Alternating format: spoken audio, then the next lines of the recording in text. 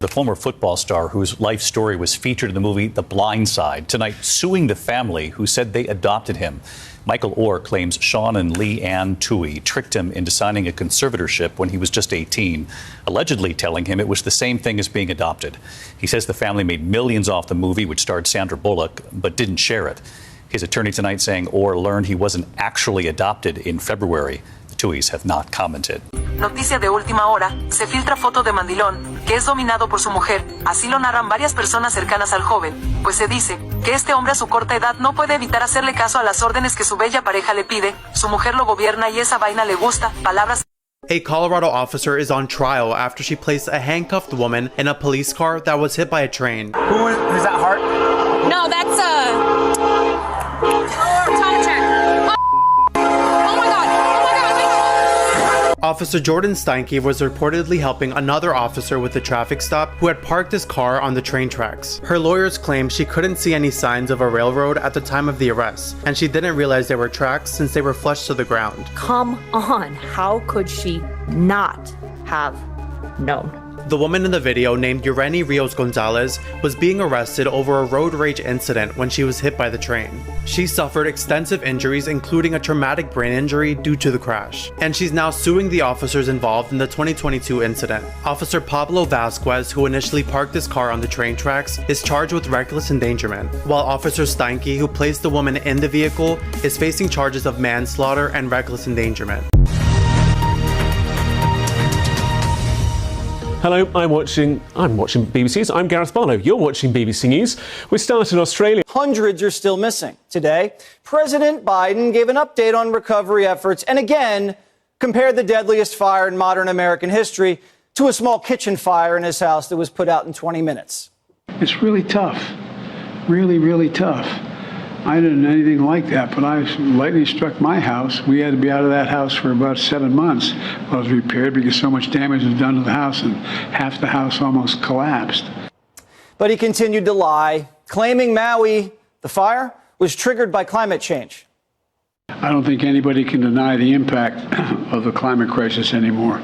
Just look around. Significant damage like we've never seen before, not only throughout the Hawaiian Islands, in the United States, but in Canada and other parts of the world.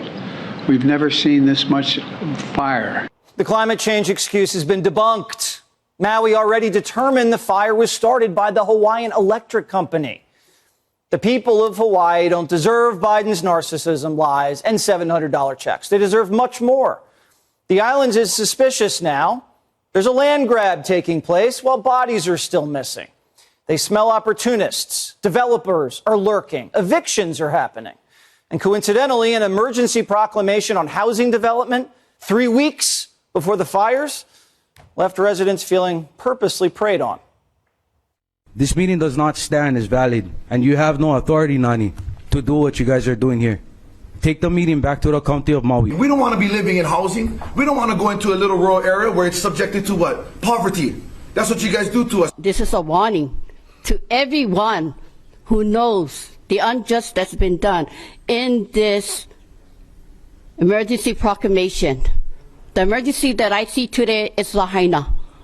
You are not representing the people, and that has to change. Don't sit here in a round table and make decisions for the majority, because you are very much the minority.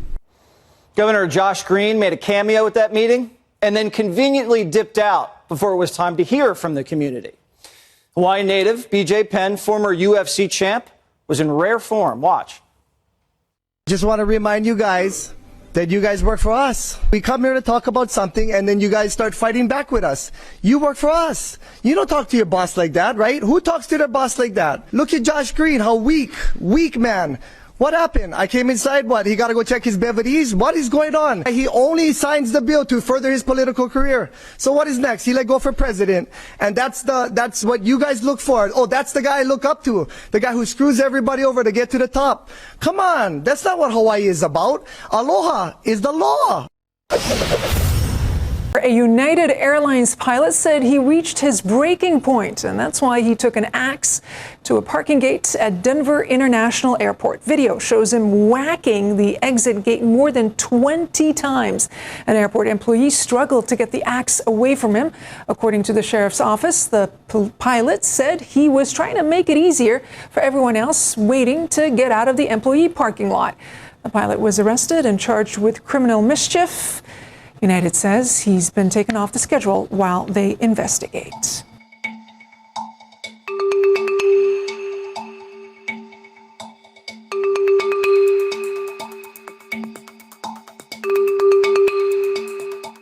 Above ground in Times Square, city crews ripped up 7th Avenue, eventually finding that broken water main, installed decades before women even had the right to vote. So the water main was from 1896. Here in the U.S., did Taylor Swift fans cause 2 earthquakes in Seattle? Swift performing for 144,000 fans on back-to-back nights last weekend. Authorities say fans dancing so hard they triggered a magnitude 2.3 quake both nights.